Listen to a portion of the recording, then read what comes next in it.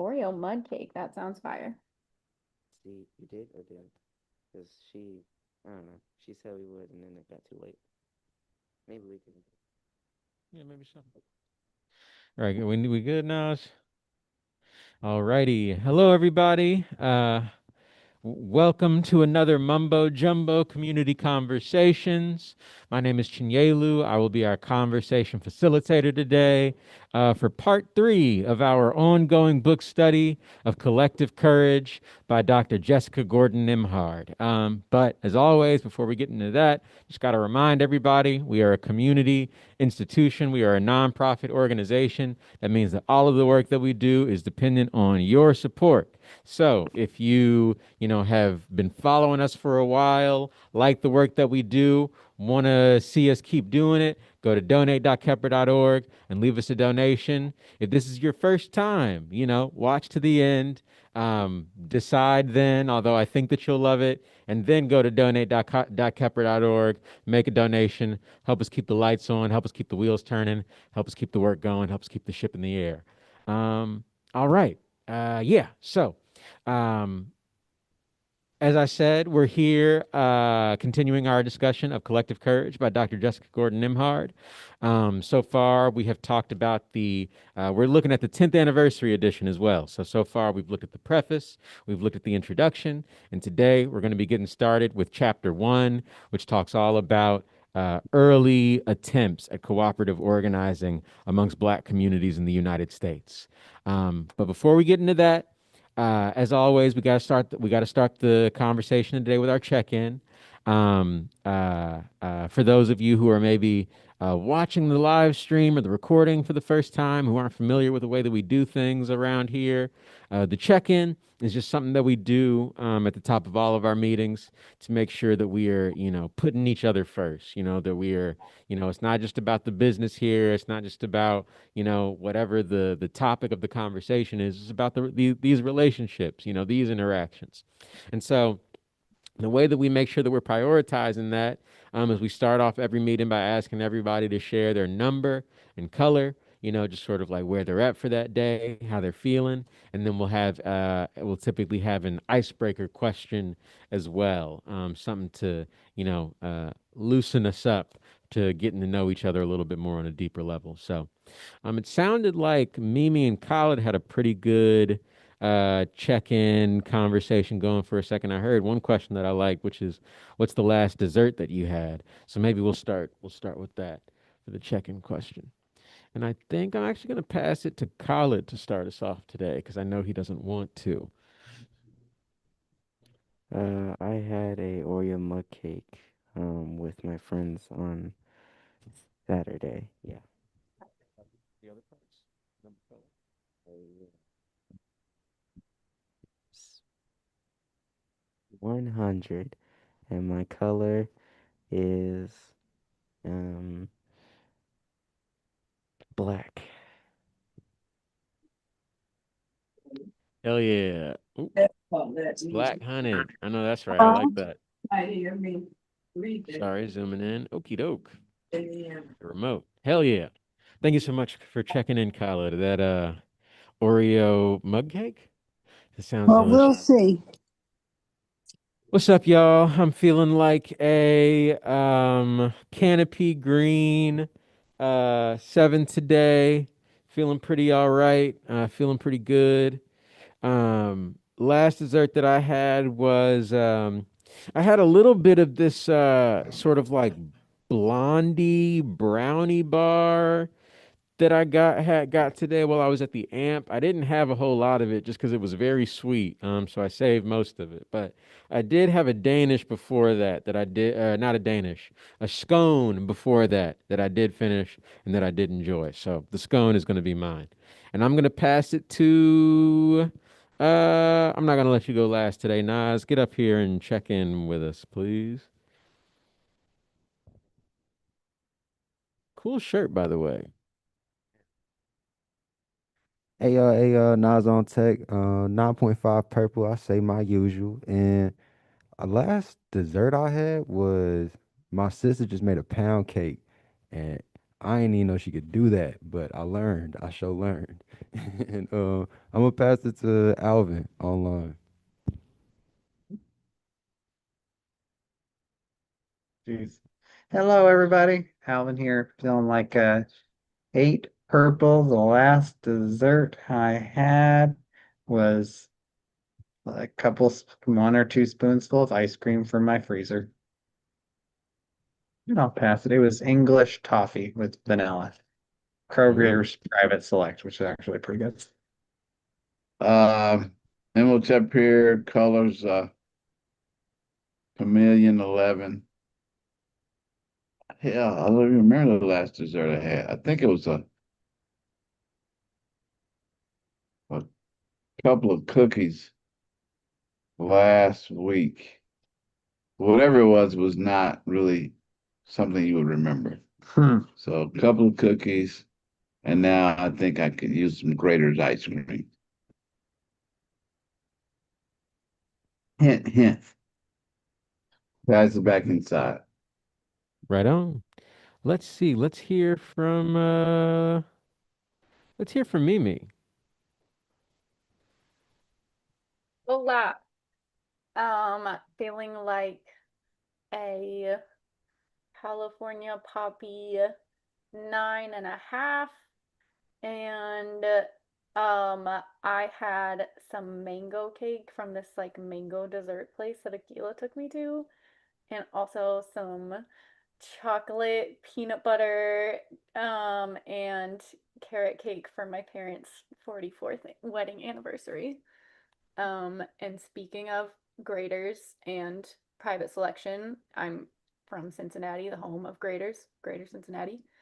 They're the best graders flavor known by all Cincinnatians is the black raspberry chocolate chip. The private selection at Kroger's actually pretty close, actually pretty good, Cincy endorsed. And I will pass it to Zelalum. Hi guys, feeling like a plantain green 7.9, hanging out here with PB and P Fair. And I had this strawberry rhubarb bread that Chinelu brought from the amp for me, and it was really, really good. And I'll pass it to you, Miss Fair.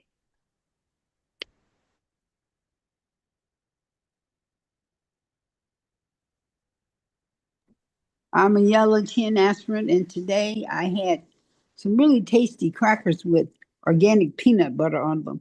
It was really pretty good. It felt like a dessert. I'll pass it to J. Rue. Hey everybody. Today I'm feeling um like a good soil brown. My number is gonna be high right now. And I think the last dessert that I had was a cookie dough blizzard with extra filling from Dairy Queen. Truly my muse. And I'll pass it off to Rasul.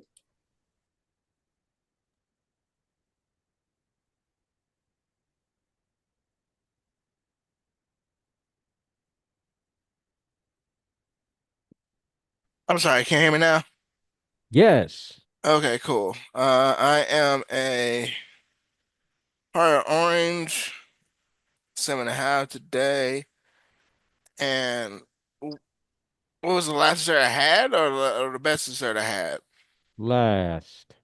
Oh, the last dessert I had was this peach Danish I had at the amp today, which was really good. And I'll pass it to did Janet go?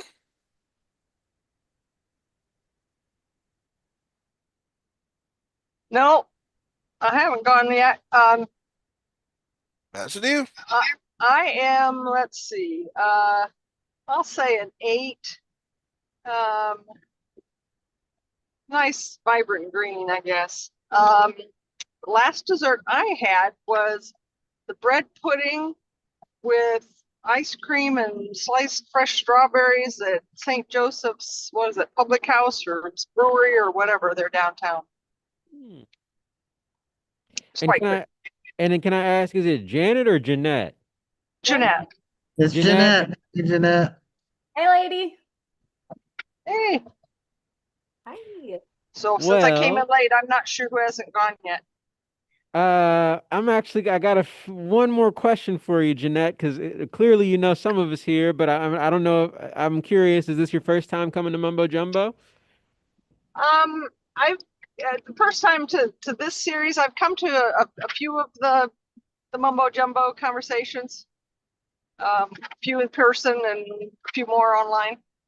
Right on. Well, thank you for joining us. What made you decide to join us tonight? Oh, looking for some hope in this current mess of political whatever that we're in. Yeah, I yeah. mean, Hey, Jeanette Imhotep. Yeah. Hey, can you share with Mr. Curiosity there our connection, our relationship, and how far back we go? Well, I first found out about Kepper through PB and Ms. Fair at a 4-H leaders recognition dinner, and I haven't a clue how long ago that was. Then I started coming to some activities. I've been a member of the CCFI for 2 or 3 years before COVID, and I volunteer at OVC occasionally. I haven't been there in a couple months, so feel bad about that. But um, Em and I were on Purdue Extension Board and Rasul Purdue Extension Board for a few years together. That's all I can think of right now. One more quick follow-up question. You said that you came tonight looking for hope in the midst of this cluster F we're in. Would you say a little bit more about that? Just that I am disappointed with both political parties over and over again, and how they say one thing and when they need to act, they don't act, whether it's on a national level or a local level or in between. Some people seem to be trying to fight the good fight, but we're just leaving so many people ignoring the concerns of so many people that are just trying to live life and provide for their families and their loved ones, and the power is concentrated with the people who don't need any help, the super wealthy. I think I heard today something like 40 people. You could fit 40 the richest 40 people in a bus, and that would be more than the lowest 60% of the country, wage earners, and they're the ones that's driving everything. And the 60% of the population, whether they're black or white or immigrants or native born or native native to the country, unlike me and most of the other immigrants, don't have significant say in what's going on. Thanks for sharing. thanks, Jeanette. Yeah, and thank you for joining us. I make no promises about the hope thing, but we'll see what we can do. Let's Good start. see. J. Rue, did you get a chance to go? You okay? Yeah, I thought so. Nas, would you mind expanding so just so I can see who all is on here? Has anybody not had a chance to check in yet? I don't think so. Yeah, I think that's everybody. Okay, great. Well, yeah, thanks everybody for checking in. Thanks everybody for being here today. As you know, as always, we may have some more folks join us on the Zoom call or here in the space as the conversation continues. And if we do so, we'll just wait for the natural lulls in the conversation to let them do their check-ins as well. But for now, let's go ahead and get into it with the conversation. Yeah, like we mentioned, have finally made it to the beginning of I guess like the meat of the book. We're at chapter 1, which is about early Black economic cooperation. Just a real quick breakdown of the chapter before we open up the discussion. It's sort of broken up into 3 parts. So she starts it off kind of by talking about, well, there's the sort of like preamble to the chapter, which explains what the chapter is going to be about, just sort of like these early attempts before going into, the attempts throughout the 1900s. But she starts off talking about collective resistance, the way that Black folks organized to buy each other's freedom. She mentions the Underground Railroad as an early example of cooperative and economic organizing, which is a framing that I hadn't really thought of that I thought was very interesting. She talks about the presence of she talks about maroon communities. Maybe we'll talk about those a little bit more later. Was very tickled to see that one come up. We can talk about why. She also talks a little bit about the Black church as a nexus for, or a place where a lot of people came to organize and to get organized and to be organized. So those are just some of like the early attempts that she mentions as being around during and after slavery. She then goes into Black communities or communes and utopian ideals. She talks about a few examples of Black communes and utopian communities, the Northampton Association of Education and Industry, the NAEI as one example. Sojourner Truth lived there for a time. She talks about the Combahee River Colony, which would go on to inspire the Combahee River Collective, a very prolific group of feminist thinkers and philosophers that have influenced a lot of like Black feminist theory over time. Fit to Be Free, which was a program that sought to help formerly enslaved Black people learn how to be part of free society, and then a few others that we can maybe discuss as well. And then lastly, she closes out the chapter by talking about mutual aid and beneficial societies.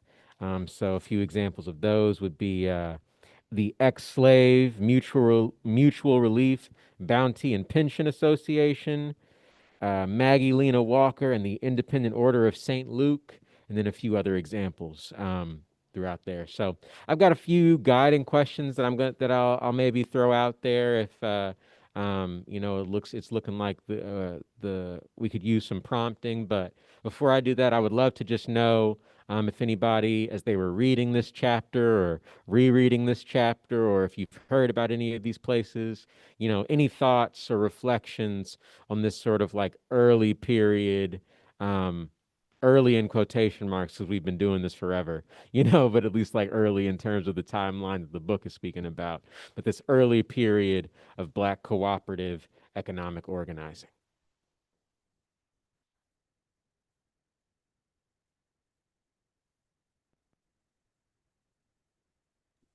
I guess for me, one of my like biggest takeaways from that chapter is always just like there are so many examples of this. Um, so, it's something that especially Black folks in America on this, in this environment have been doing for a very long time, in so many different ways. And so I do find a sense of hope in that and like guidance, Yeah. because it's just evidence of, that is so firmly has always existed and is still present. Um, and then also just the need, the importance of this type of storytelling, um, for people in community to do our own research and be our own experts and tell stories, because a lot of these examples that are very well, known or documented weren't things that were, taught in, say a lot of schools or different spaces. And so just the knowledge keeping that's done in community that Yeah. lets you know what really has been, what is, and what's possible. The context around it is important too, because we definitely learned about the Underground Railroad, but learning about it as an example of economic and social collaboration as like an enterprise, I think is definitely different than learning about it as just the secret route that black people took to freedom. I think that there's a different the level of agency, I think there is different. So yeah, that really stood out to me. Anybody else have any reflections that they want to offer on this chapter to start us off?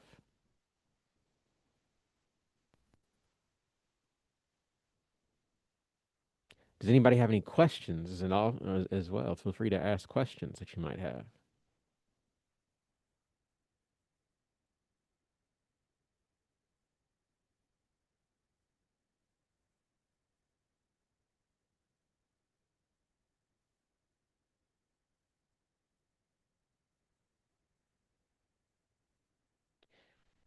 I'll ask a question. So one of the things that struck me early was the mention of these communities that were basically founded with the help of, well-meaning white folks. So and oftentimes, in spite of the best intentions, maybe not always with the best execution or maybe not always with the right you know, like mm, mm, like sort of like maybe not always with the right mindset behind it.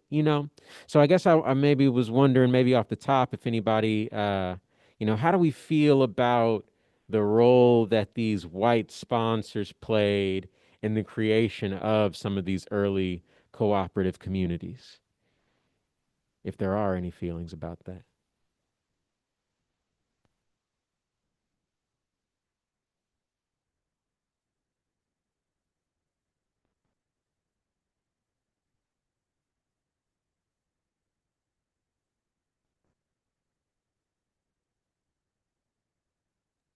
Can you give us a refresher from chapter 1?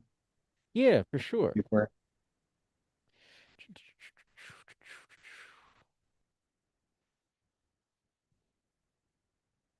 What's so funny? Oh yeah, my brain loading sound. Yeah. Yeah, so let me see. Let me make sure I've got one of the right ones.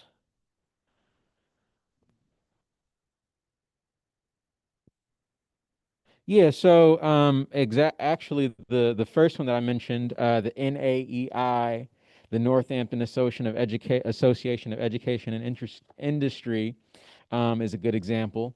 It was a utopian community. I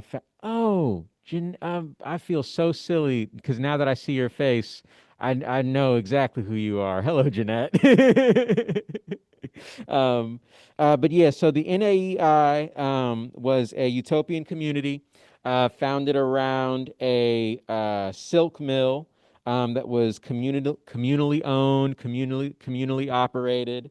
Um, a predominantly white organization that believed in the possibility of a socially, politically, and economically egalitarian society. So, a bunch of white people who believed that we could all be equal, we can all be friends if we build our society right.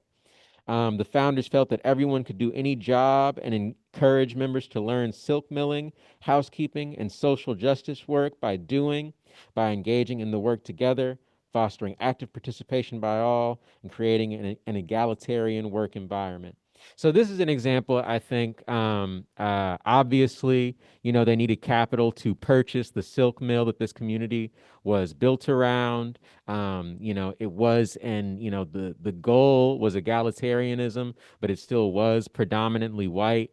And I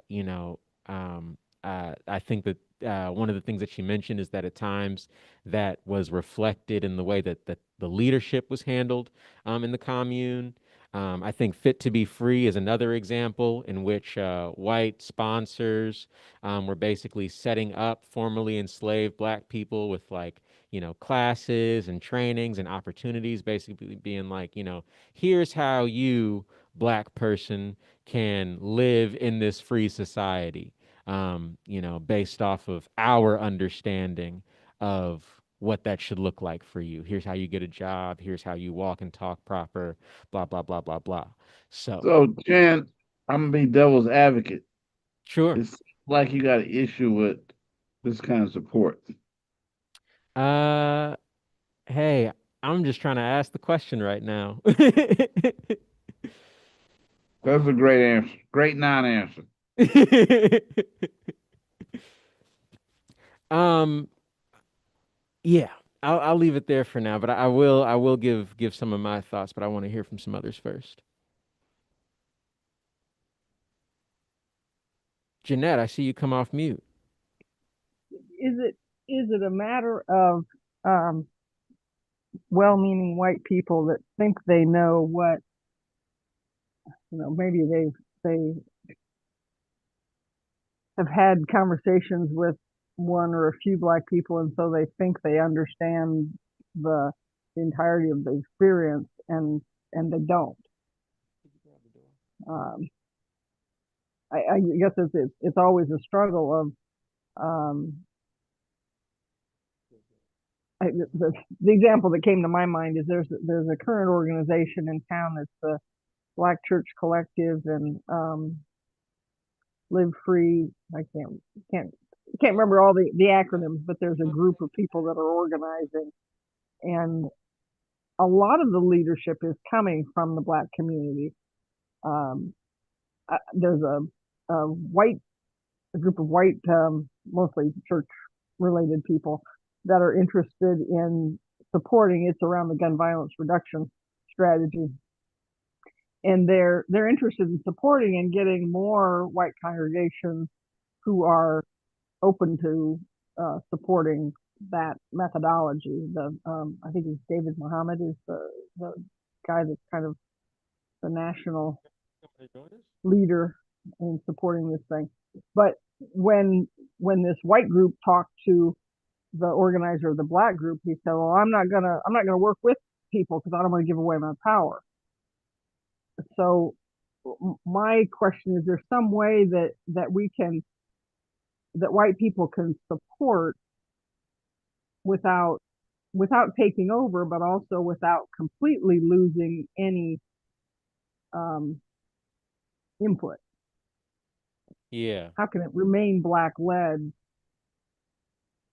even though and especially when you add the dynamic of funding, that always skews things. Yeah. Yeah, and the funding issue is definitely big because, regardless of whatever, logistical or moral concerns you might have, it's like sometimes that funding thing is really needed to get the ball rolling. So, Yeah. but yeah, that's a good question. How can well-meaning white folks participate and So, contribute Jen, without on this taking over? issue of funding, for Sure. example, Yeah. there are funders or dollars that come to community that are not controlled by white folks, but still one has to respond to the needs and interests of the funder. So what's the difference? Mm-hmm.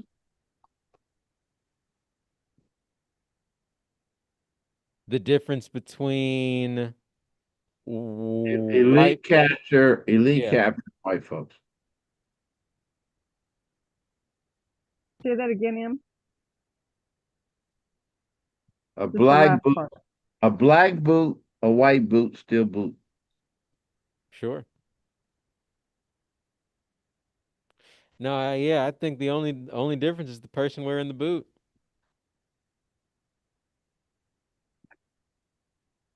Yeah. Let's, I'm I, chuckling because I, I, an you Indian know, friend recently this what described himself as a marshmallow. He's brown on the outside and white on the inside. there you go. I didn't say it, you did. Um, this is a conversation I would love to have, Jeanette, but it's not one it's too big of a question for me to dig into the nuances of what it means. Of course, one of the challenges that good many white folks have is that they still live inside a culture that, even at a subconscious level, um, and some of the folks in our space can also speak to that. I'm sitting here with Alvin. He can tell a story if he wants around an experience he had here in our space with myself and Rasul around baking many years ago. But but the culture itself is what supports these views and values. And so in order to do that well, you really have to build authentic relationship with each other, realizing that even if you're a well-meaning white person, you still are engaged with a culture that has a particular value system that uses race as a social construct. But on the other side of that, black folks have the same responsibility that when there are white folks who are looking to contribute, They're just trying to call me. but not to allow our anger and rage with any kind of dare I say missteps or words that are out of alignment. It's a journey, and I think it's well worth it. But it does require an investment at the personal level, not at the Mm. just at the racial level.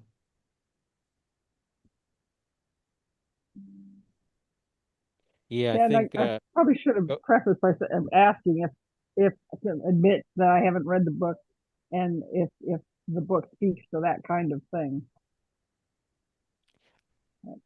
those situations. not in the first chapter. Not in the first chapter. Yeah, not in the first chapter. But the book does like mention that what she does mention in the first chapter is that this sort of like this diversity of cultural and racial background is oftentimes as much of a strength as it can be a vulnerability. Um, and I think like that's another point sometimes is that like to M's point, we're all kind of going to be approaching these things coming from different places. And so whether it's white people and white people, white people and black people and black people, that personal investment in each other is how we start to, um is how we like build the relationships that allow us to, work through those differences. It's Mhm. much easy to hear, hey man, I think you're taking the ball too much. You should let somebody else make this decision, from somebody that you respect and that you're close to versus, just some random Joe off the street who don't know nothing about you or the way you do things. So I definitely think that's a big part of it. Yeah. Yeah. Um, I think maybe we could also ask like you know, because taking it back to that like Underground Railroad example, a crucial part of the Underground Railroad is like, folks who have access to things like buildings, attics and basements to hide in, places where people won't come looking for you. And sometimes those were people that looked like us. Sometimes they were people that didn't look like us. So, um, I also think that there's like almost sort of like maybe there's sort of like we take what we can get almost, like maybe this white person's help isn't everything we need, but it's better than nothing. So maybe let's hear from some of the other young folks though. J. Rue, Rasul, Zalalam. Any of y'all got thoughts? Khalid? What? How's my name going? I don't think I understand that question. Fair enough. Nas, yeah, come on, man.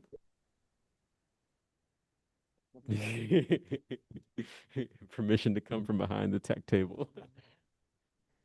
What's up, y'all? This question makes me think about the reason.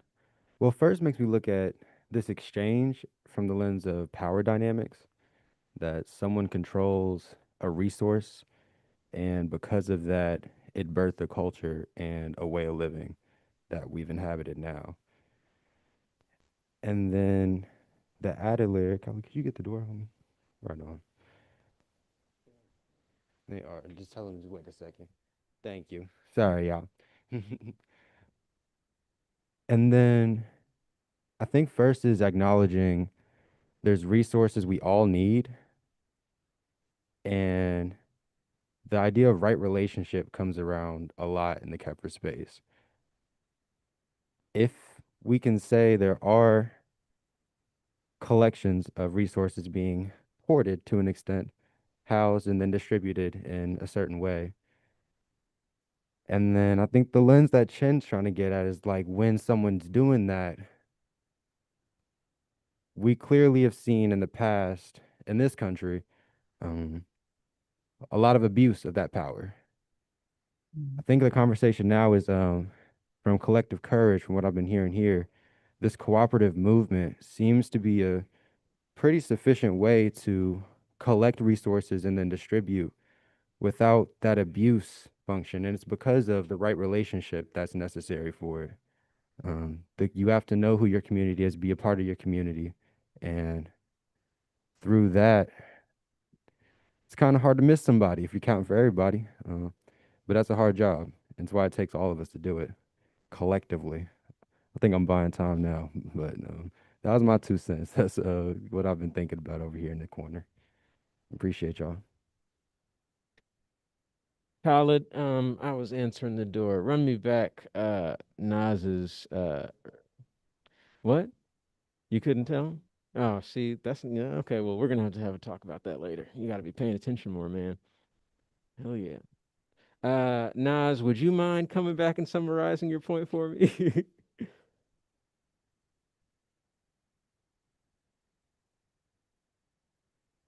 I think a quick summary, if I can, little spark notes, what I just said right there. Um, the conversation that you've been having so far has made me think of this collection of resources from the lens of power dynamics, as in some entity, some group has control over a resource in the environment, and that birthed a culture and a way of being in a relationship to said resource. I think now we're at a stage where we can introspect on that. And part of how we can collectively move forward is by designing new systems in right relationship, a term that's used a lot around here. Um, a system where we can collect resources and distribute, but it takes knowing your community and being a part of the community that you're inhabiting that in. And I think that's a second spiel. Appreciate y'all again for the space. Yeah, for sure. Yeah. Yeah. The idea that, well, regardless of how, we feel about it now, it's got us to where we are, Um, yeah. I think that there's a lot of, oftentimes in moments of crisis, you find yourself, I think like you can't always make the perfect decision, but you can make the best decision with what you got. And so I think that that's part of it as well. Yeah. Anybody else want to speak to that question of you know, how, how folks can contribute and participate when that power balance is a little off?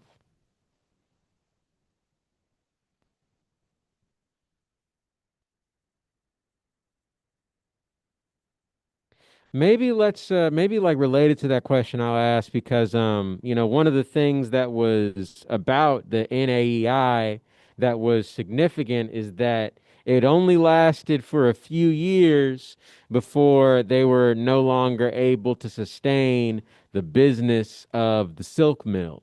And I think part of that has to do with people acting individualistically, people being a little bit selfish. But, I think part of that is also comes with just the challenges of running a business, especially cooperatively. Hey, So, Jen, quick yeah, question. Do you know off the top of your head what year that took place?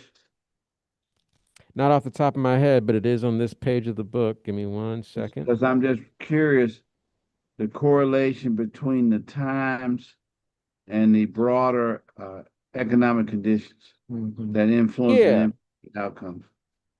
Yeah, so the NAEI was founded in 1842 and was disbanded in 1846. Did she say anything that you can remember related to what was happening in the broader economic environment during that period? No, not that I can remember as it relates to the broader economic environment. I do know that is, I think, about 20 years before the start of the Civil War. Um, So, I'm sure that they were starting to have some of those conversations around, industrialization, moving away from this slavery based and like labor based economy to something that's a little bit more automated, um, as well as those political tensions between the North and the South starting to rise up. Um, But yeah, the question was that I was going to ask was, the community had to disband partially because they couldn't operate the silk mill at a profit, but also, according to Truth and her biographer, the NAEI also failed because individualism corrupted the communal spirit. So I guess my question is like, when you're trying to, run a business, but also sustain a community, how do you balance, the needs of the business and the needs of the community, and how do you prevent that individualism from, uh, you know, destroying the community from the inside?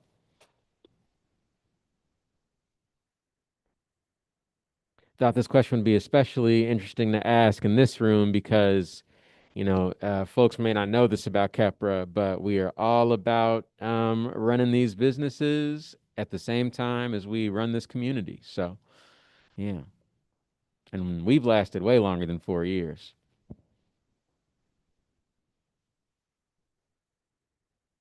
Um, 2003, but before that. So Khaled asked me when was Kepra founded, and I said 2003, but technically before that. I mean, what I mean by that is that the business that Kepra was sort of based off of had been, I think, was Basement 10 years, M? Yes, yes, sir. Yeah, so M had run another company before Kepra for 10 years before that, and then Basement Enterprises. They made T-shirts. What'd you say? Yeah, T-shirt Prequel business to used to be Capra. big, man. Yeah, prequel to Kepra. Yeah, but yeah, the T-shirt business used to be big. Yeah, before you could get them printed online for no money at all. Yeah, But even but then, yeah, as a t-shirt company, it was an institution for community wealth and leadership development and building Yeah, yeah, infrastructure and all that. yeah, the T-shirt business was the product that we used to do community wealth building. Uh, and so that was kind of like at least for me, the beginning theory to practice model that then, with the help of the unseen, became Kepler Institute in 2003. So, yeah. When you hey, say great community, question, Colin. you're welcome. Another question. When you say community wealth building, like when you say wealth as in like money or like mind development? What do you think of for wealth? Mind development, but it could be money. I think more mind development, because that's what we're all about. I mean, for you personally too, as Khalid, when you think of wealth, like what's your definition? Oh, well, I think of mm, like inheritage of money, lots of money, being able to do things with money, money. I think of money. Oh, she can ask me.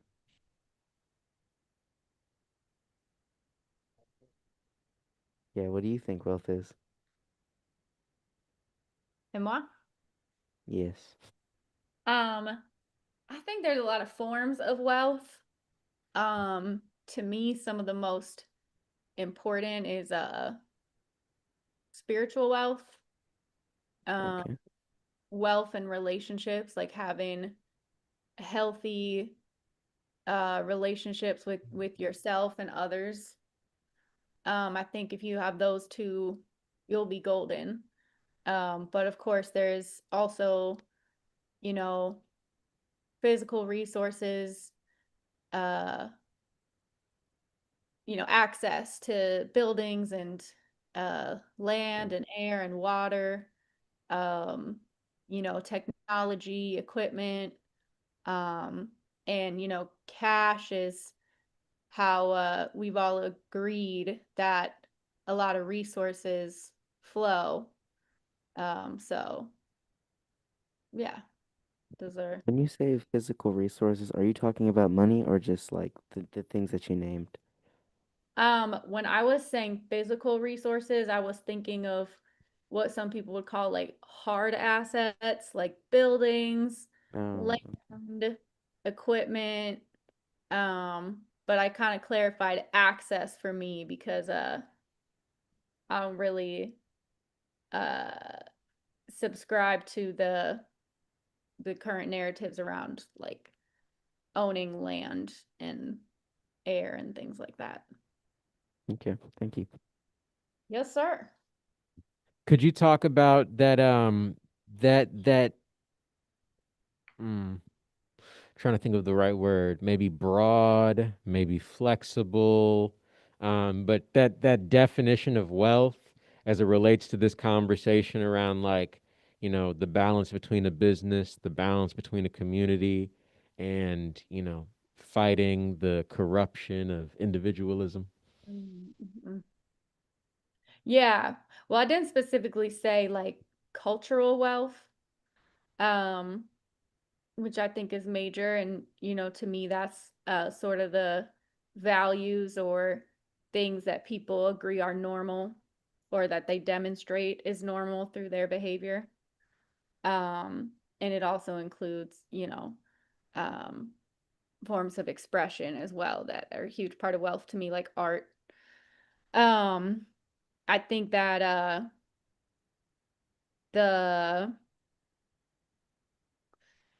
you can have a lot of resources and a lot of people, but if there's a cultural aspect that is um around you know self-centeredness, competition, scarcity, and domination, that's a paradigm um that's going to lead to people suffering. Um, whereas even, of course, your Yeah, I don't think so. Sorry, one second, y'all.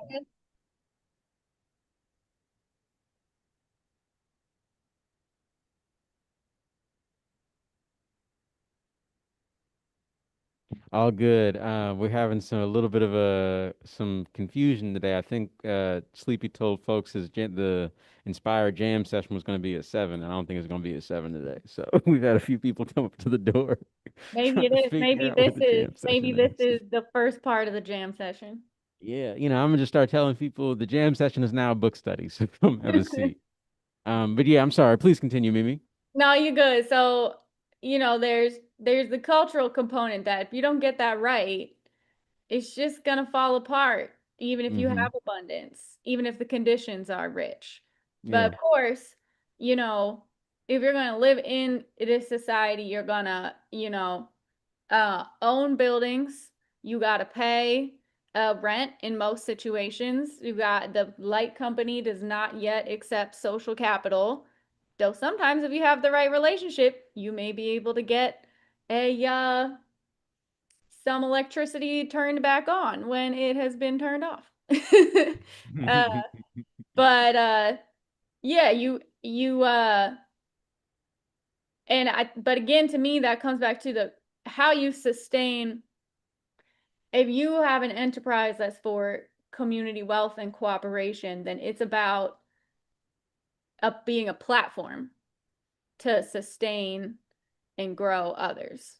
Yeah. So that's the mentality you have when you are feeding it.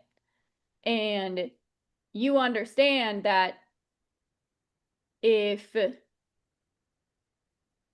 in your stewardship of the platform, you aren't looking out for how it's going to survive into the future to continue to thrive and provide for your community, then you're going to have a grand opening and a grand closing. Yeah. And there is often a tension where the needs of an individual may uh, seem to be at odds with what's best for the collective.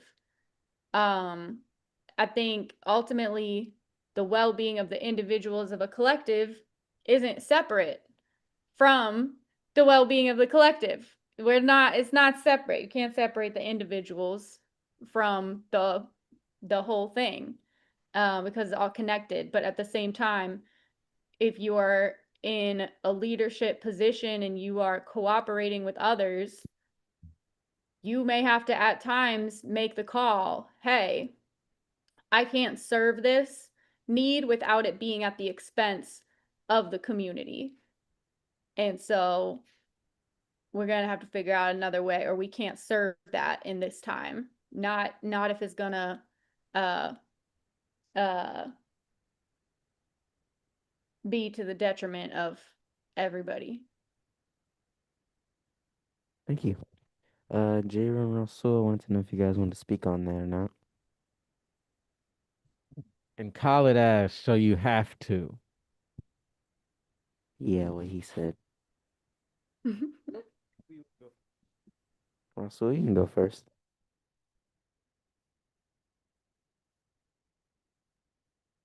If you're there.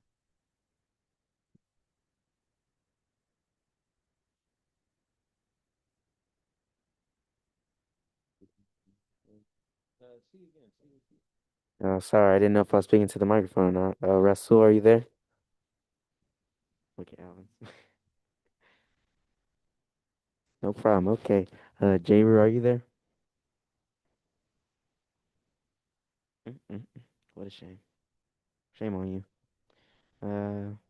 What do I want? Sorry, my thing was on mute again. What's up? Okay. Just wanted to know if you wanted to speak on anything that was said. For a refresher, the question is about how do you balance the needs of a business with the needs of a community? And then Mimi spoke a little bit to, how a definition of wealth that isn't just based in money or, material wealth helps you maintain that balance. Yeah, I don't find it overly complicated. Is that if you that really comes down to the person and the business and the connection they have to said community and what values they hold. Um, I don't think it is impossible. I won't say it's easy. I definitely don't think it's impossible to hold a main operation of a business and having it be a net benefit to the community at hand if the main focus of the business is not unlimited profiteering growth at all costs. If I understand that correctly. Um, because there are businesses that in history that were made by the community members in it to solve a particular need they had. And it was more focused on supporting those needs than just making a business for people to make just money and that being the ends and making all means uh available to that end. Yeah. I'm hoping I'm making sense. Um, Yeah. yeah, I just personally don't find it conceptually complicated. I'm not saying it's easy. I'm not even saying I can necessarily do it, but in terms of like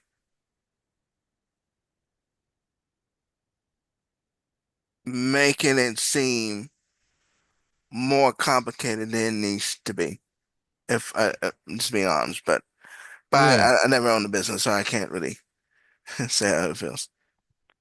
Y- Except the Kepler Institute. Hmm. How about you, J. Rue? You still there?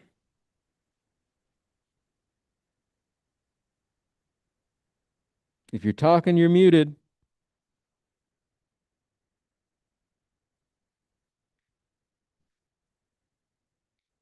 Well, maybe if he hops, well, if when he hops back on, we'll have him. We'll come back to this question. I did want to ask a different question though, related to this one. It just popped into my mind, um, and I guess this question is, um,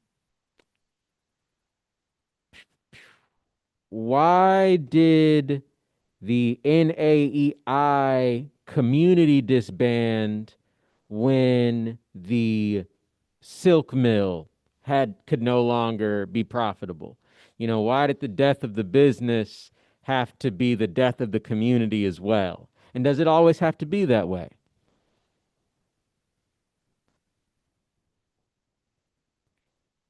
Let's see. Let's maybe hear from Alvin on this one. Well, people got to go feed themselves. If this stuff's not working, people go do something else. Does that have to does that have to lead to a breakdown in the community though? All the time? Not necessarily. It depends on the community. Say more. I mean, again, there's not a whole lot of details in the book about, who started it, the leadership, the culture of it. So, in some ways, and I think one other piece that Dr. Gordon Emhart, I think, stresses is the fact that things don't last forever doesn't mean it's a failure. Some ways Mm, like experiments and everything, just like talked about basement enterprises. It lasted yeah. 10 years, but really was an iteration to the next thing. A lot of the folks who were leaders in the civil rights movement were involved in the Young Negro Cooperative League. Like, what was it? Who was it that then went on to participate in the civil rights movement and other things? And then people who were in the civil rights movement went on to do the cooperative farming and cooperative stuff. So I don't um, think it means, the relationships have mattered, lasted Yeah. probably, and carried on in some way, just because an entity or project changes. Yeah. Right on. Anybody else want to speak to that question? How can communities persist when the institutions that or maybe can communities persist when the institutions that, you know, hold them together are no longer functional?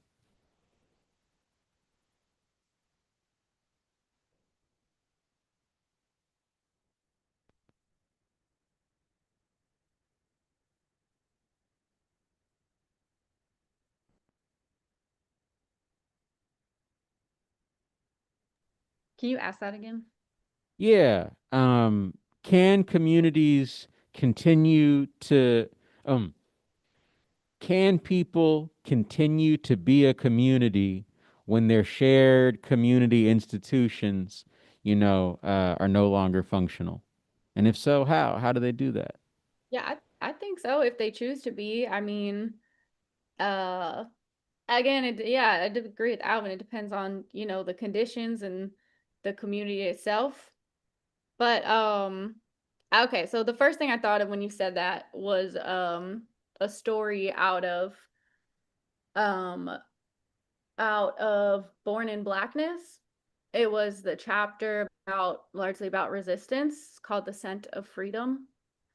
Um, the first thing that came to my mind when you asked that was the story about a mother who was enslaved on a plantation in the South, and her child was sold um, up the road.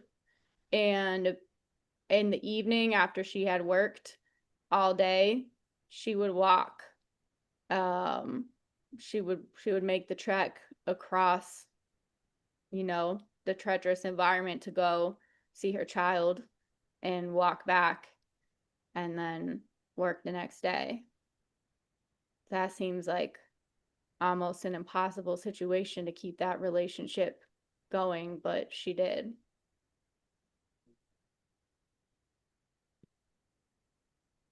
So yeah, so I think like what I'm here pulling out of that is just that like, sometimes it's just about going the extra mile to maintain those relationships.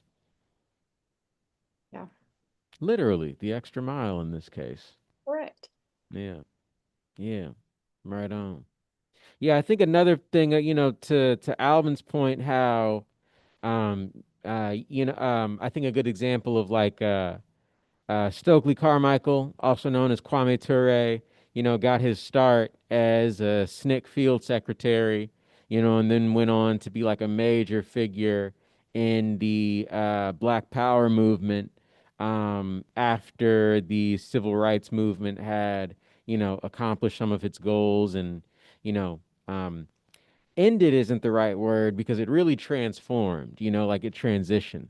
And so I think that another piece of it is that, like, yeah, when one institution shuts down, a lot of the time what you'll see is folks will come together to, start another institution, and maybe the purpose or the function or the structure is a little bit different because the environment is a little bit different now, but it helps to keep the relationships going. So I think that's also an important thing to think about sometimes, just that, sometimes something new rises from the ashes. Yeah. Jeanette, Jeru, Rasul, you guys want to jump in?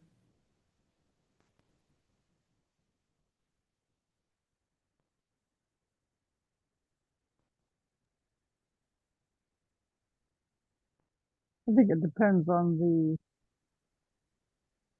the reason for the ending of the organization and the commitment of the people. The example Mimi gave, that took a lot of commitment to work a full day, and then when she could have been resting, put out the effort to go maintain the connection, travel all that distance. So people Yeah, really have to be committed to the relationship. yeah.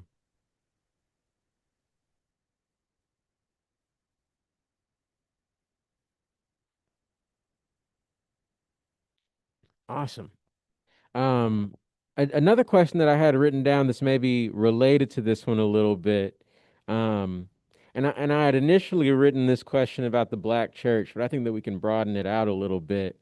Um, I think that whether it's a church or a community center or, I even just like sometimes even just like a bar or a club, will do the trick. But, um, you know, I feel like our communities it used to be a lot more common for these popular institutions, these places that everybody goes to and spends their time at, to be very powerful, like we said, very powerful anchors for community building and community organizing.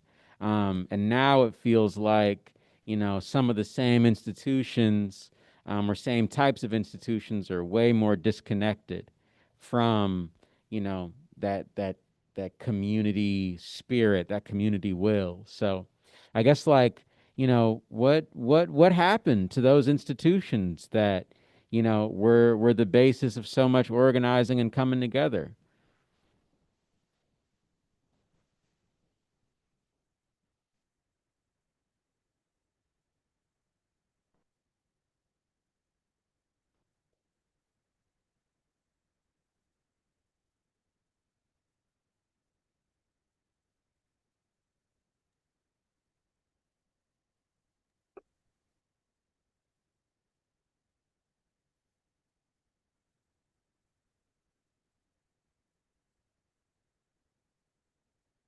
Let's see.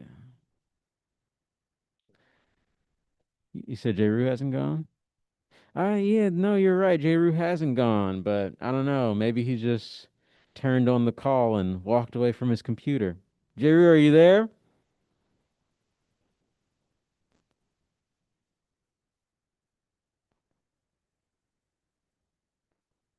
Jeanette? Yeah, yeah.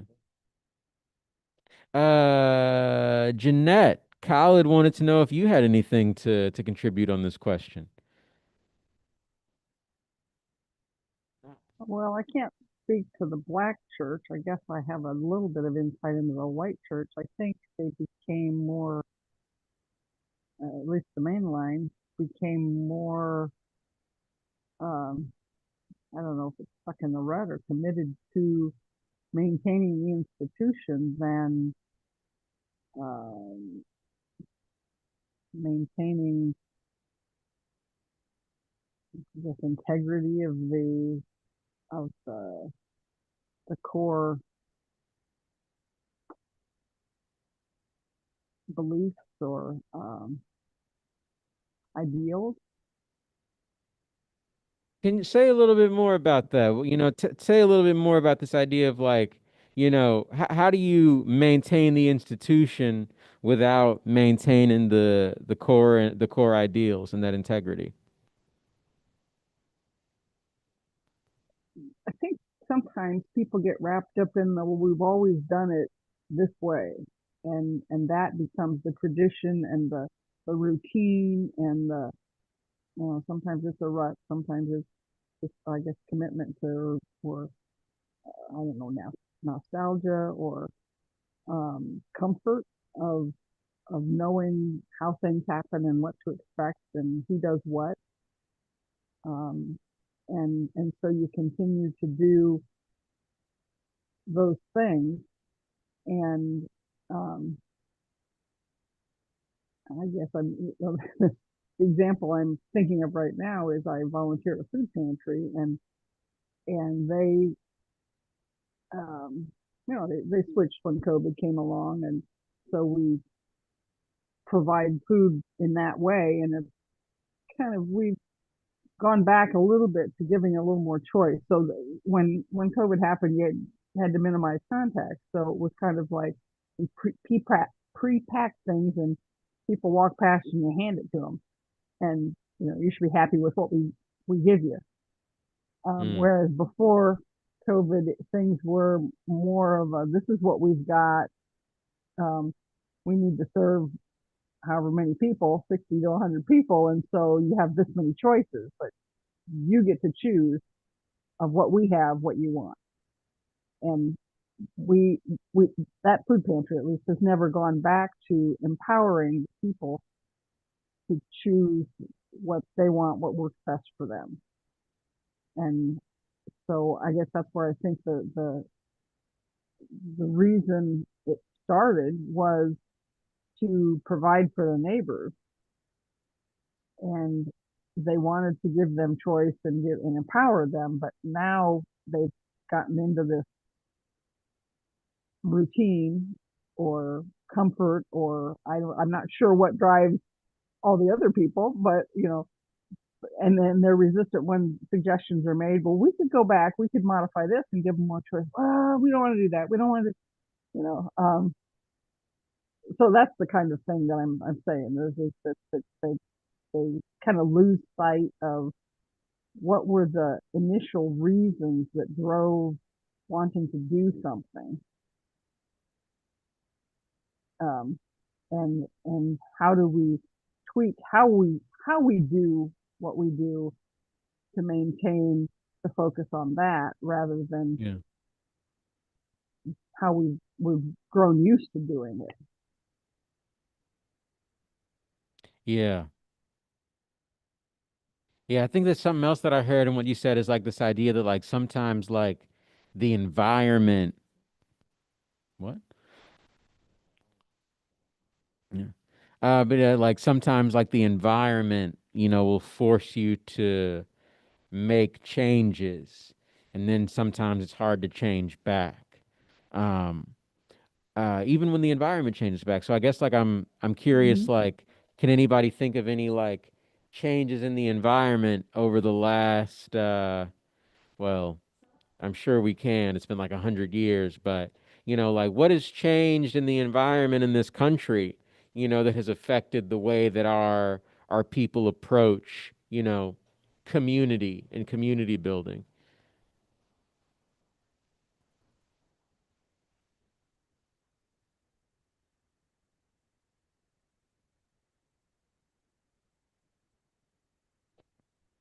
And that's not just for Jeanette. Anybody, please feel free to jump in on that.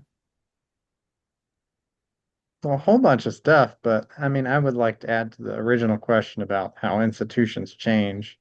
Yeah. There's a great, I think, good book by Jim Collins called How the Mighty Fall.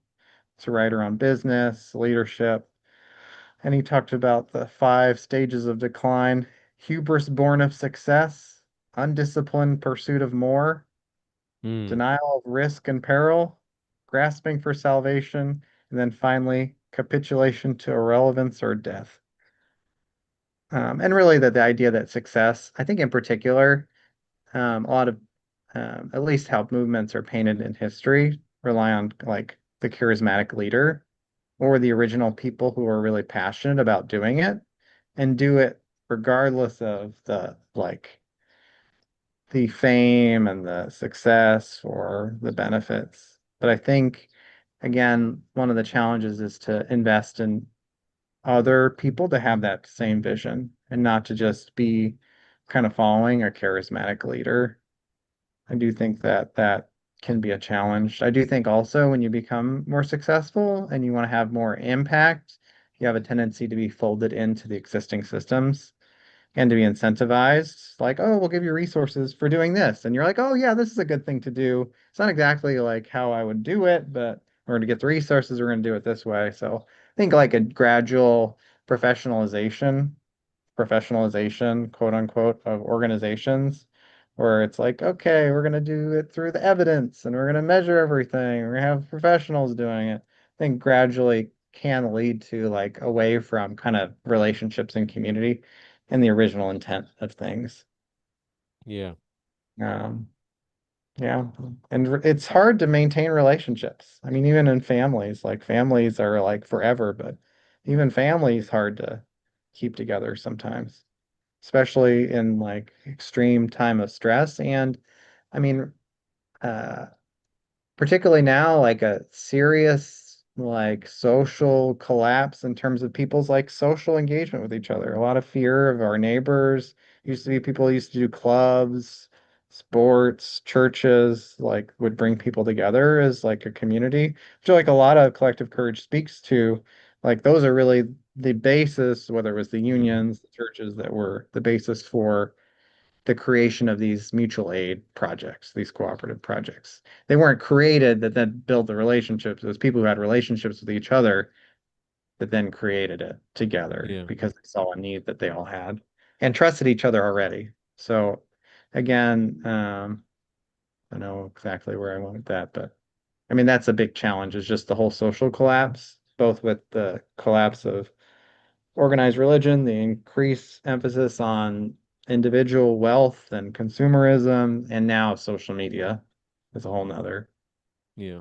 piece for younger people.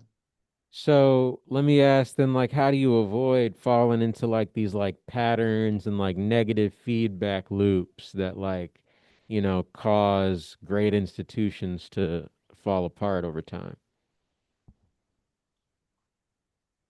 I think definitely intergenerational leadership development, young people who want to learn from elders, elders who want to invest in the leadership of young people and not necessarily do it just their way, but allow people to develop and experiment and make mistakes.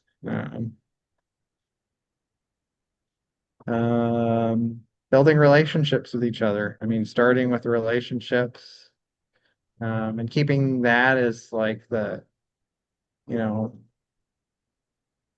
core piece of what we do. And that what we do can change over time. I mean, similar to with Kepler, there have been lots of projects that have come and gone when the environment changes, or people want to do something different. Like, I'm curious, as somebody who's been doing this work with Kepper for a while, if you got any stories that maybe speak to any of these pieces, whether that's the, you know, the the patterns of collapse, or that speak to, you know, avoiding those patterns of collapse and, you know, going to build something, you know, bigger or different or better.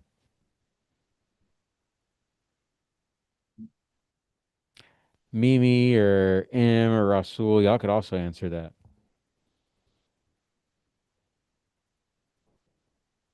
Or J. Rue, if he's there. you're muted. Um, well, it's a very big question. Um, so I would start by saying that at a very national level, maybe even global, the emphasis on uh, transactional relationships, consumption, etc., has had a heavy impact on uh, cultural relationships. So that's one factor, and that's not even race-based. I think uh, the idea of family and community has changed quite a bit. There was a time when you walked to school, you came home, you went to grocery stores in your communities. So it's just much more of a sense of community that's that's now uh, absent in a lot of places and spaces. The From a racial perspective, I would probably say the civil rights, Black Power element, and some of the challenges, of course, that takes place when you're in a society that's uh, power is grounded in a racial construct. I would maybe even add that the um, the interest in spirituality and or church has been on decline, and that was one of the places, institutional places, black and white, that brought people together to build community with each other and have a common vision related to doing good in community based on their particular religious practice. So, long story short, complicated. Um, yeah, but I do think at some point it will serve us to focus on what folks have done in the midst of this. You know, what highlight examples of institution builders and in the co-op builders in the midst of these ongoing challenges. And the world's not always been in the midst of change. So you're gonna always just say, "So I'm going this way," and then uh, the universe got some other plans for you. So you have to stay adaptive and not rigid to, well, that's how we've always done it, and that's what we need to get back to. So that's that's my 2 cents on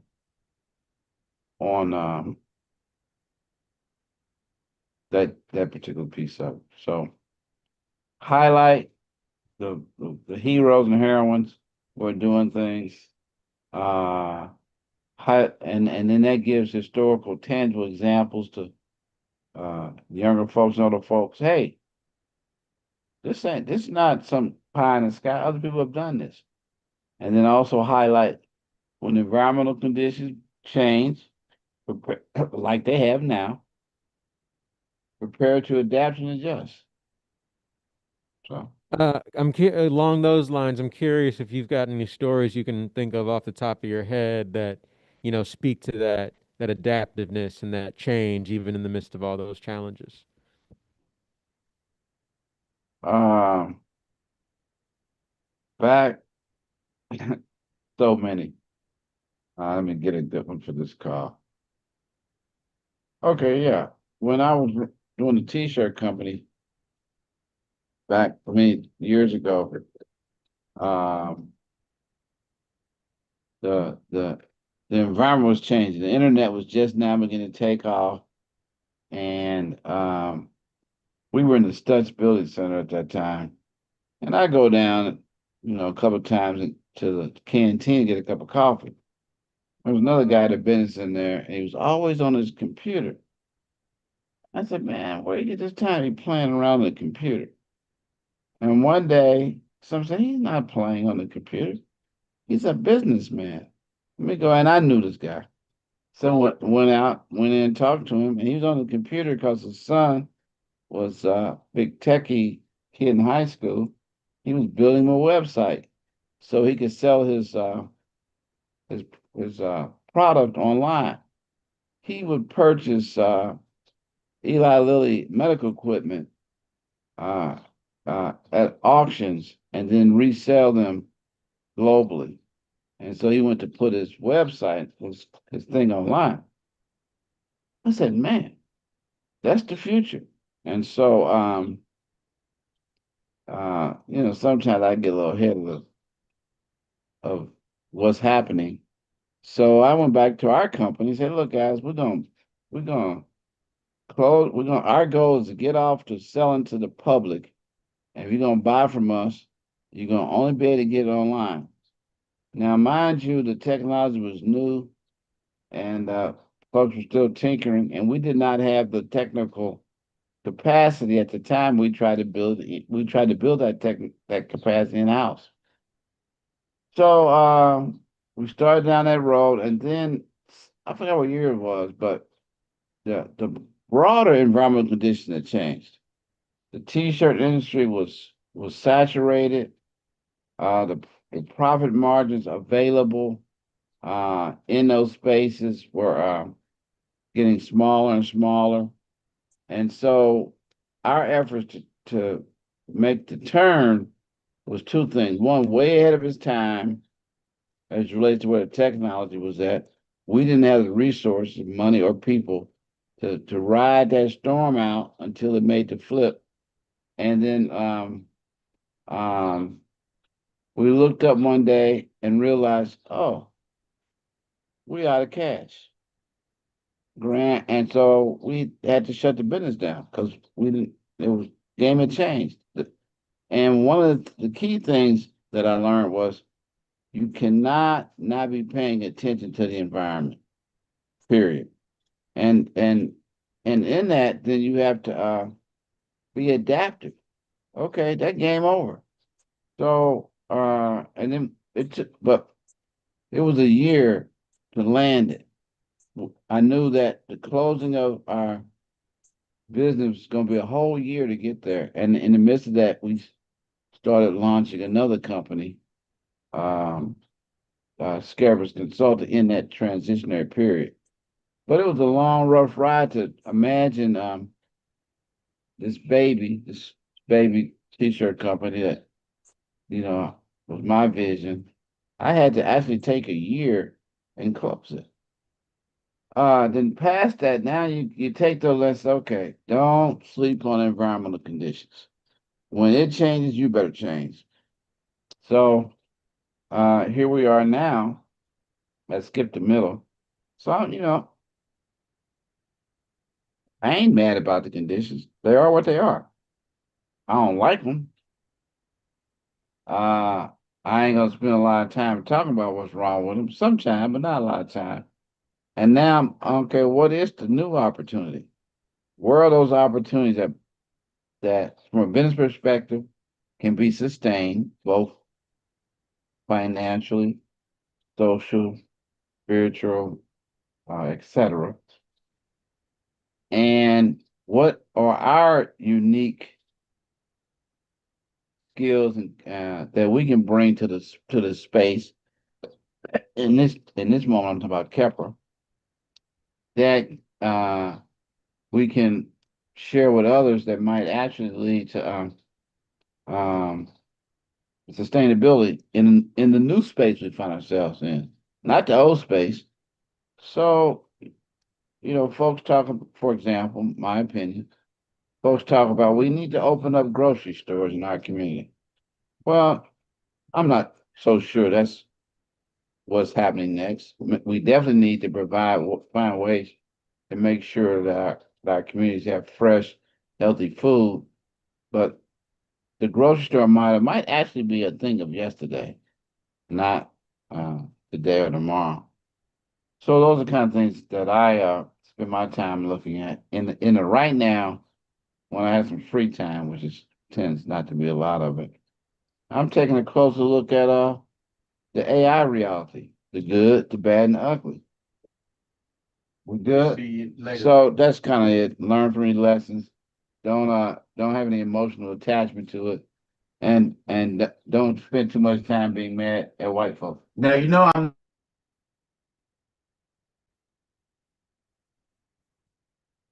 Appreciate it, Em. Always appreciate that. Just the real lived experience. Yeah. I did have one more question, and maybe we can, I don't know, work together and brainstorm a little bit for this one. But kind of along the lines of what M was talking about. Just this idea that the environmental conditions are changing, so the strategy's always got to change. But I was wondering if there's anything that folks are seeing in our environment, and anything folks are seeing in our environment, challenges that are specific to our this current moment, you know, um, that could be addressed with uh, some cooperative action, or maybe let me ask that a little bit differently. Um, what opportunities do people see to come together and build, to address some of the specific challenges of our current, social and political and economic moment? Nothing that's gonna get us in trouble. Not in public anyway.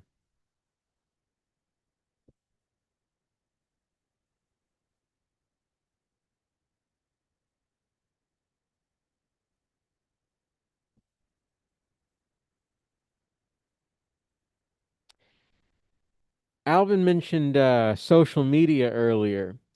And I think that's something that I've been thinking about a lot. Um, not entirely sure exactly what it looks like right now. Maybe it's something about, you know, as a community putting together some like, you know, rules for like how to engage with social media and the internet in a way that's healthy. Maybe it's about coming together to put pressure on, how tech is regulated or developed or something like that. Um, or even just, yeah, maybe it's even just about like community taking advantage of like the technological development itself. But I've definitely been seeing a lot of opportunity for cooperative organizing as it relates to the technology thing. I think that that's something that's tied up with a lot of the either directly or indirectly tied up with a lot of our current challenges. And I definitely think that like, the more we as a collective, as a group, start to, negotiate our relationship to these tools, the more leverage we'll have. So that's one thing that I've been thinking about.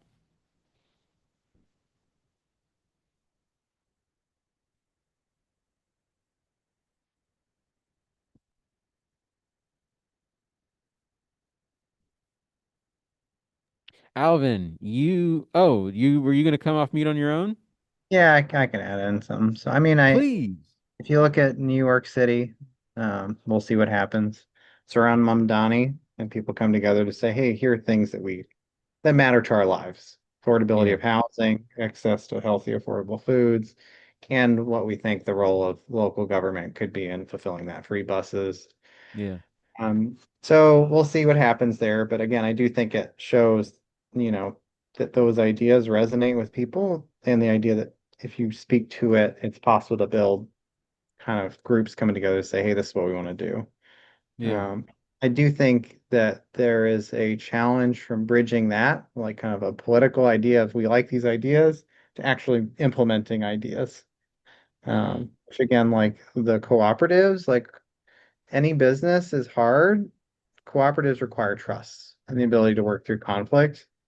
And then there's the opportunity there too. If you can have trust with people, like there's 1,000 needs that we all have, whether that's like childcare and education of young kids, like like growing and like sharing food together, even if it's not a profitable business, like the idea that people can work together to provide these things to each other and to ourselves. I mean that there's unlimited opportunity there. Again, the challenge is it's within this kind of market system where there are certain costs that you have to cover. So it can be challenging when people don't have resources. But I think that again stresses the importance of building relationship across people who have more and less resources, people who have different skills and different life experiences that I think again can lead to potentially a different, and I would say like maybe not like new, because I would say that that's what the book talks about people doing throughout history, regardless of the time and the place and the challenges of the environment, trying to figure out, okay, these are the things we need for ourselves. Can we work together and do it? And the Yeah. idea right now, particularly for folks who want to see a like the world is, or see the world a certain way, like there's little expectation that anyone's going to save us, or politics or government's going to save us. So Yeah. it's an opportunity. Let me ask you specifically, Alvin. Uh, uh, uh, you have, for folks who don't know Alvin, Alvin is one of the team members that helped found the Indianapolis Community Land Trust last year. Um, yeah, I think it like launched last year, but it was years before that in the making. So I wonder if you have um, any reflections from that experience in terms of like how you assess the environment and assess like, okay, what is our best opportunity given our environmental conditions?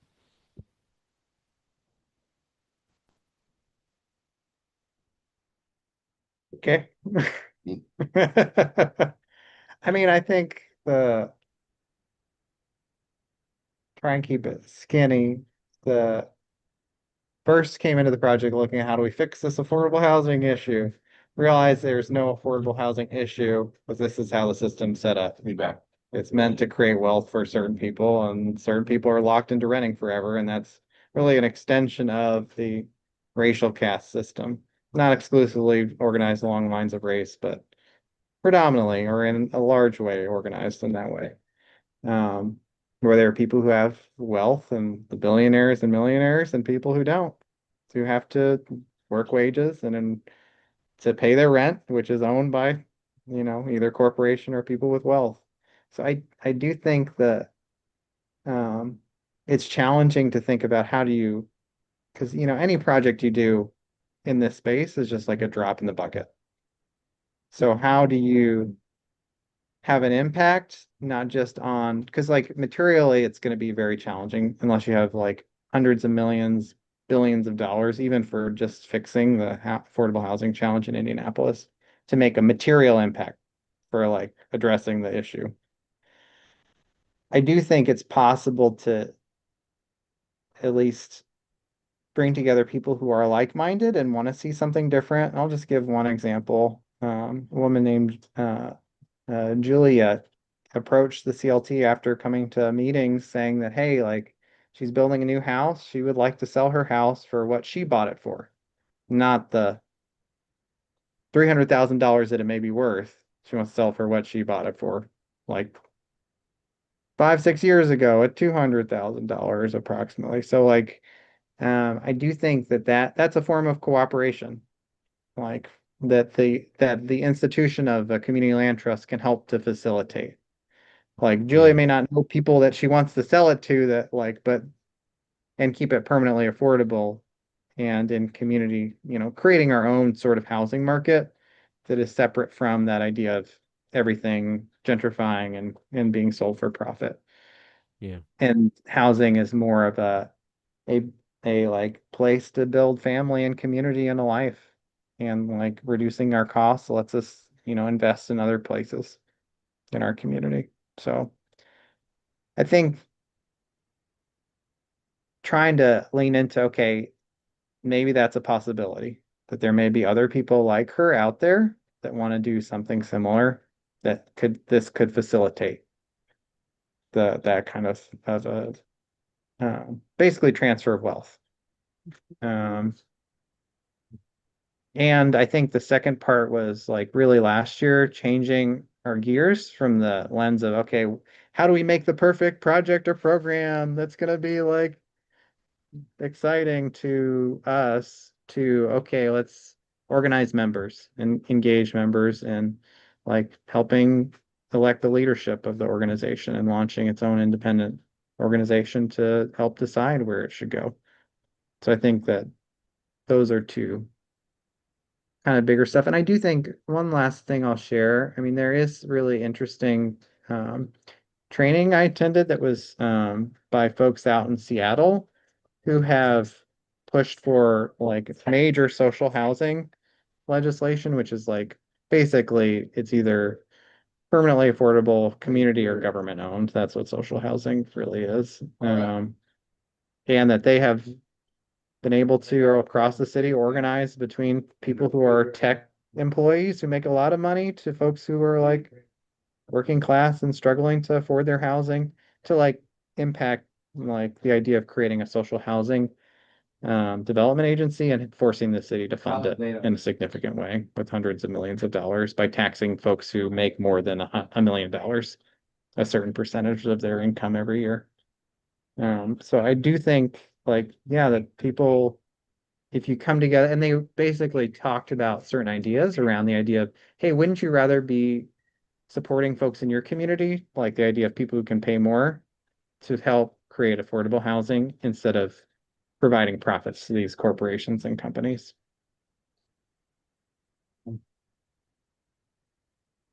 Appreciate it, man. Mimi, are you still with us? Perhaps. Well, I would perhaps like to ask you a similar question as one of the co-founders of the Community Controlled Food Initiative. How do you look at the environment um, and determine what your best opportunity is to make an impact with the people around you? I thought you started CCFI. Uh, no, I just facilitated the public conversations. That's Ah, different. you were the catalyst. Okay. Well, thank you. Ask the question again. Yeah. How do you assess your environment and based on that assessment, determine what your best opportunity is to make a difference, um, and cooperate with folks to make a difference? Okay. Well, I guess some of the steps we went through was one, like when the grocery stores closed. Shout out Double Eight. Yep. There is often, when there's a crisis, there's opportunity because there's energy. And Kepra recognized that and put on some forums to bring people together and created them so that the focus was how do we want to respond to this as a community, as in what do we want to build together to address any issues that we feel we now have around fresh, healthy food and how we want to have food in our neighborhood. And so put out the word, people came to that. We had several. Chinyelu helped facilitate many of those conversations. I came to one along with Taisha, Mrs. Fair and M. At the time, Betty Cowherd was working with us through CSEP. Several other folks that we were just really impacted and inspired and decided that we wanted to work together to do it. So we found our team by putting out that word. And then we agreed to come together every week and figure out what we wanted to build and how we were going to build it. We were blessed to have, the expertise and lived experience of people who have organized. So, the people that I just spoke to. And we just came together every week and we talked about our vision and how we thought we could do that.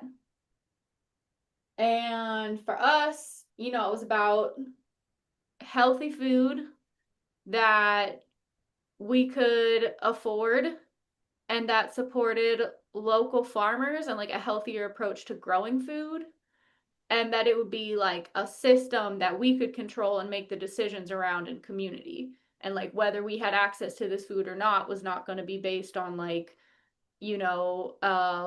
larger corporation deciding that, well, this is no longer profitable or worth it for us, so we're leaving this neighborhood and good luck to you. So once we had that, we just looked around and we're like, well, where can we start? Well, let's go ahead and find local farmers. We're gonna need a website. We're gonna need a building. We're gonna figure out how to operate. So we visited other people who were doing it. We went to the Fresh Stop in Louisville after we had them on a panel while we were exploring local food. We like hosted, several community conversations, partnered with other organizations and people, and talked to people who were doing it.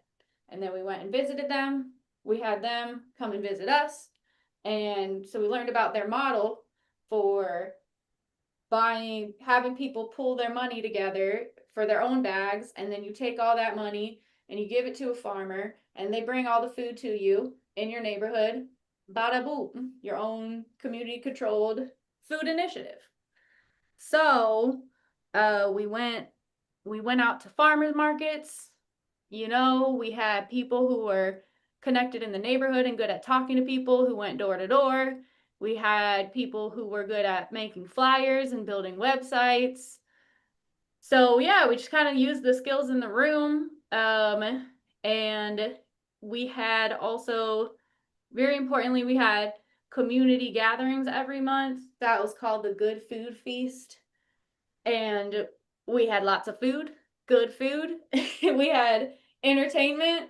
And at the events, we talked about what we were trying to do and who wanted to be a part of it. And so people who did would sign up and pay their money. And we did that for about 6 months until we raised $500 from 36 people and had found our first farmer. And in June of 2016, we had our first community food distribution.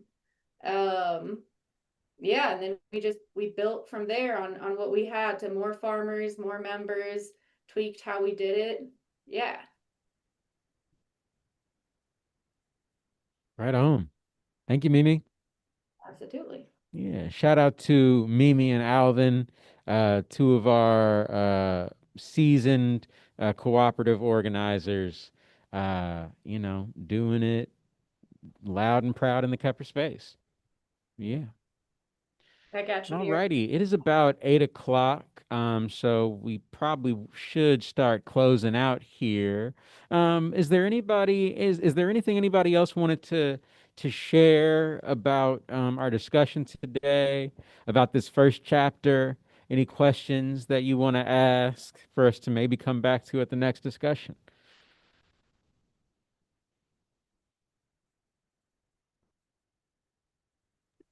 I'm always interested in like the examples that people have in their own lives of cooperation. I think we're often doing it, but Yeah. we don't really recognize it or uplift it in a way that helps us like make it more real to ourselves. Yeah. Yeah, I think that was a theme in our last discussion too, just this idea that a lot of the time, cooperation is a really informal thing, and because it's informal, it's not as closely studied, it's not as closely documented, but it doesn't make it any less real. So, I think that's probably going to be continue to be a theme throughout these conversations, just continuously like uncovering more and more and more of those examples. Yeah, yeah. Well, yeah. Everybody be thinking about that between now and our next conversation, which will be in 2 weeks.